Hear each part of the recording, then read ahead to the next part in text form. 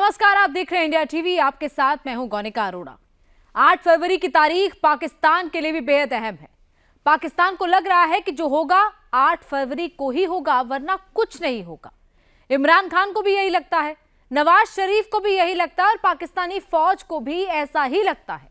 पूरे पाकिस्तान की नजर फरवरी पर है, जब व्हाइट हाउस में मोदी और ट्रंप मिलेंगे। लेकिन उस मुलाकात से पहले ही दोनों नेताओं ने ऐसा क्या खेल कर दिया है कि पाकिस्तान की पूरी बिसात ही उलट-पलट हो गई है। 8 फरवरी को पाकिस्तान में क्या होने वाला है, सब कुछ इस रिपोर्ट में देखें।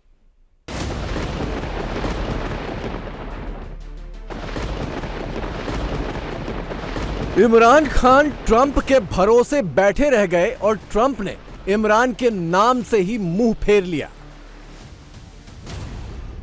इमरान खान का ट्रंप कार्ड भी फेल हो गया। अब क्या करोगे तुम? तुम्हारा जो एम्बेसडर है रिचर्ड ग्रेनेल, उसकी कोई डील शील हो गई है, उसका सॉफ्टवेयर अपडेट हो गया है। इमरान खान का सॉफ्टवेयर मोदी ने अपडेट कर दिया। इंडिया से जो हमने ट्रेड करना है, इंडिया में आपको कौन ऐसा बैठा है और आप बनाते क्या जो आप इंडिया को बेचेंगे? इंडिया हर चीज आपसे बेहतर बनाता है। मोदी और ट्रंप ने पाकिस्तान में खेल कर दिया। एक खेल होता है और एक खिलवाड़ होता है। आपने खेलना है, खिलवाड़ की बातों में आपने कभी नहीं आना। वो ये भूल गए हैं कि उनके घर में भी माएँ बहनें बेटियां हैं जो कल इसी कटहरे में खड़ी होंगी, खुदा ना खास्ता। पाकिस्तान शॉर्ट टर्म अरेंजमेंट्स या वो मेयर्स या सॉल्यूशंस की हदूद से बहुत आगे जा चुका है। लेकिन जिस तरह मेरा लीडर डटा हुआ है, इस तरह हम भी डटे हुए हैं। आगे 8 फरवरी आने वाला है।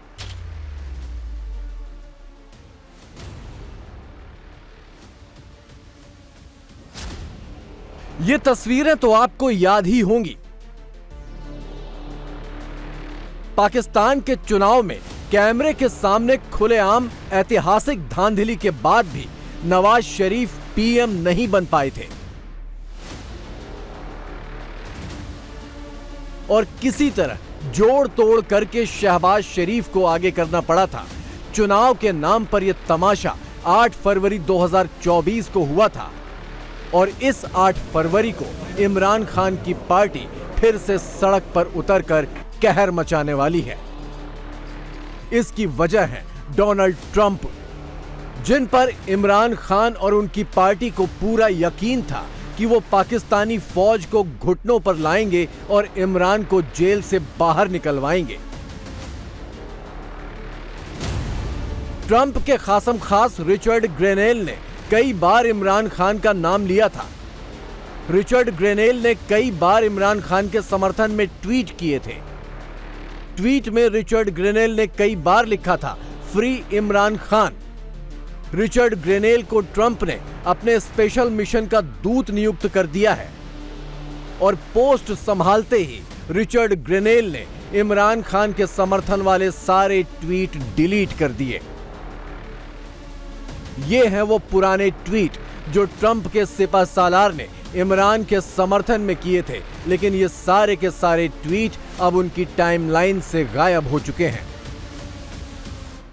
मिलियंस ऑफ इंप्रेशंस इनकी ट्वीट्स पे पड़े, क्योंकि ये फ्री इमरान खान का नारा लगा रहे थे। मगर इनकी बहुत सारी ट्वीट्स डिलीट हो गई हैं। ये इस वक्त इस एडमिनिस्ट्रेशन में, इस हुकूमत में वाहिद आदमी है जो बार बार इमरान खान को रिलीज करो कि नारे लगा रहे थे, साथ साथ फौज पे भी तनकीद कर रहे थे। मतलब 40-45 से ज्यादा इमरान खान के हक में ट्वीट्स, जिसकी वजह से रिचर्ड ग्रेनेल पाकिस्तानी हेडलाइंस में आए, पाकिस्तान की दीगर मिनिस्टर से उनकी तू मैं हुई। ये सब जो हुआ, ये सब रिचर्ड ग्रेनेल के अकाउंट से डिलीट हो गया।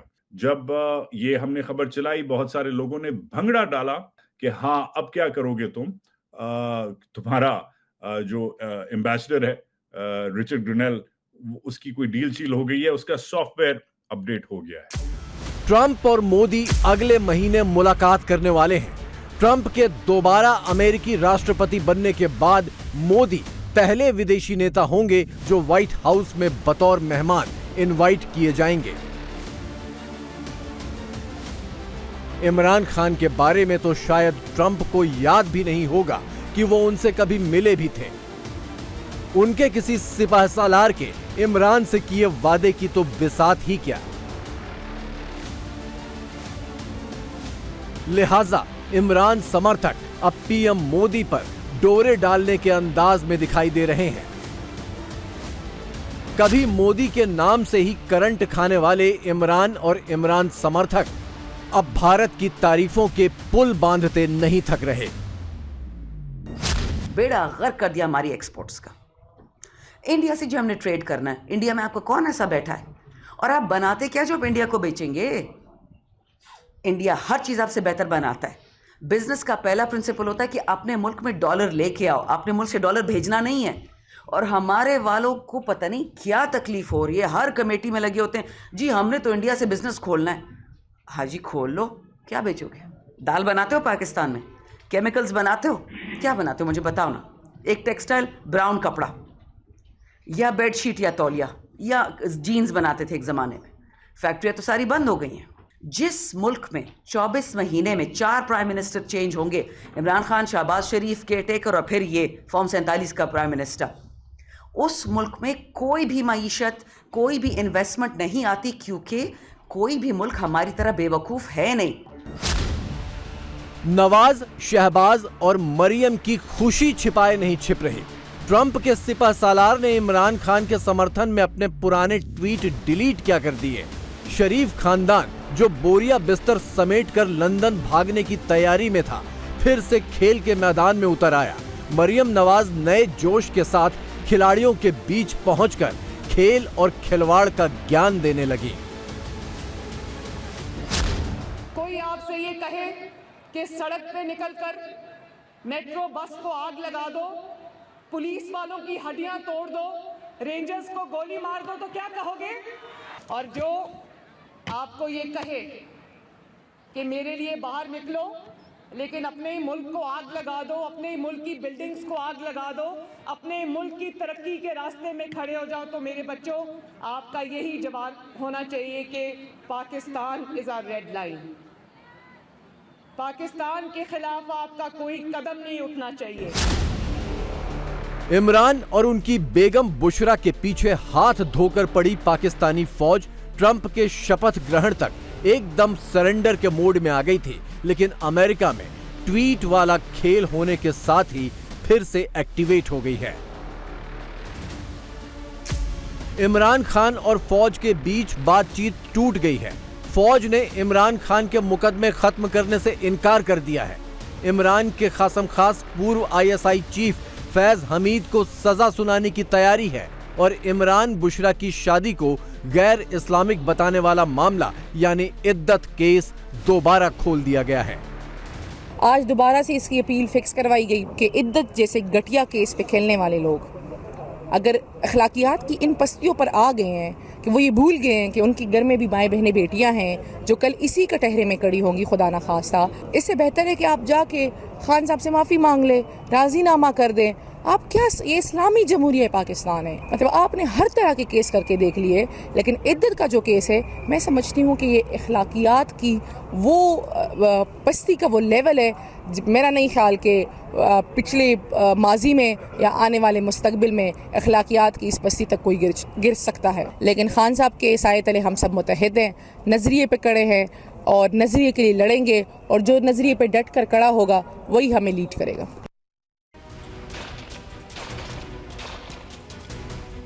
इमरान समर्थक डटे हैं तो फौज भी डटी है और बहुत मुमकिन है कि 26 नवंबर 2024 वाला खूनी मंजर पाकिस्तान में 8 फरवरी को भी दोहरा दिया जाए, क्योंकि 8 फरवरी को इमरान खान की पार्टी पाकिस्तान में चुनावी धांधली की बरसी मनाएगी। देश भर में इमरान खान के कार्यकर्ता काला दिवस मनाएंगे, शरीफ सरकार के विरोध में रैलियां निकाली जाएंगी और शहबाज शरीफ से पीएम की कुर्सी छोड़ने की मांग होगी। पाकिस्तान के अंदर दहशतगर्द दंदनाते फिर रहे हैं। पाकिस्तान के अंदर इस वक्त लॉ एंड ऑर्डर की सिचुएशन इंतहाई ख़राब है, लेकिन इस हुकूमत को 17 सीटों वाली जमात को एक ही फिक्र पड़ी हुई है कि किस तरह इमरान खान, उनकी बेगम साहिबा, उनकी फैमिली को, उनकी बहनों को, उनकी पार्टी को और उनके कारकुनान को अजियत पहुंचाई जाए कि किसी तरीके से 17 सीटों वाली जमात की कुर्सी को तूल दिया जा सका। लेकिन जिस तरह मेरा लीडर डटा हुआ है, इस तरह हम भी डटे हुए हैं। 8 फरवरी आने वाला है जिसमें इलेक्शन चोरी हुआ। अभी 8 फरवरी का योम सियाह हमने मनाना है, लेकिन अभी से पंजाब के अंदर हमारे लोगों के घरों के ऊपर जो वो रेड जारी हो गए। पाकिस्तान तहरीक इंसाफ के मुज़ाकरात की पेशकश को हुकूमत ने कमजोरी समझ लिया, ये उनकी गलतफहमी है। या तो पाकिस्तानी फौज ने डोनाल्ड ट्रंप से कोई अलग ही डीलिंग कर ली है, या फिर मोदी और ट्रंप पाकिस्तान को लेकर कुछ नया सोच रहे हैं, जिसका खुलासा शायद फरवरी में मोदी के व्हाइट हाउस दौरे के बाद हो। लेकिन पाकिस्तान और इमरान को लेकर मोदी और ट्रंप का कुछ न कुछ प्लान तो जरूर है, और इसी की वजह से फौज ने इमरान खान पर एक बार फिर से ताबड़तोड़ चढ़ाई शुरू कर दी है। अल्लाह ताला माफ़ करे, आप आम इंसान हैं। अगर आप किसी ओहदे पे, हम ओहदों की इज्जत करते हैं, लेकिन अगर आप डंके की चोट पे बेड़ा गर्क कर रहे हैं मुल्क का, तो अगर आपको पब्लिक कभी अपने रिएक्शन में गाली दे जाती है, तो ऐसी कौन सी आपकी ईगो पे बात आ गई है कि आपने कहा जी नहीं। जब हम जेल पहुंचे और ये सारा वो जब खान साहब ने शो डाला कि मेरी किसी खातून के साथ कुछ हुआ है, उन्होंने राना सना ने स्टेटमेंट दी। उन्होंने कहा कि हमारी जो खवातीन है उनके साथ ज्यादती हुई है। अगर ऐसा कुछ हुआ होता तो फिर डेड बॉडी आ जाती घर, क्योंकि ये इस तरह मेरे जीते जी तो पॉसिबल नहीं है। तंग हुई, मैं बहुत तंग हुई। जेल में कर दिया गया था या मैं खुद हो गई थी, मैं आइसोलेट हो गई थी। फिर 1-2 चीज़ें इस तरह की हुई जी कि आप कह दें कि आप लोगों से गलती होगी, आपके तो लीडर का इन्वेस्टर आ गया है, तो आप लिख के दें और घर जाएं। 8 फरवरी 2024 को फौज की मदद से चुनाव पर सरेआम डाका डालने वाला शरीफ खानदान सत्ता में 1 साल पूरे करने वाला है। पाकिस्तान में अपनी 5 साल की टर्म आज तक कोई भी प्राइम मिनिस्टर पूरा नहीं कर पाया। शरीफों की चौथी पारी के पहले साल में ही पाकिस्तानी हाय हाय करने लगे हैं। तजावुजात आपकी साइकी और डीएनए का हिस्सा है।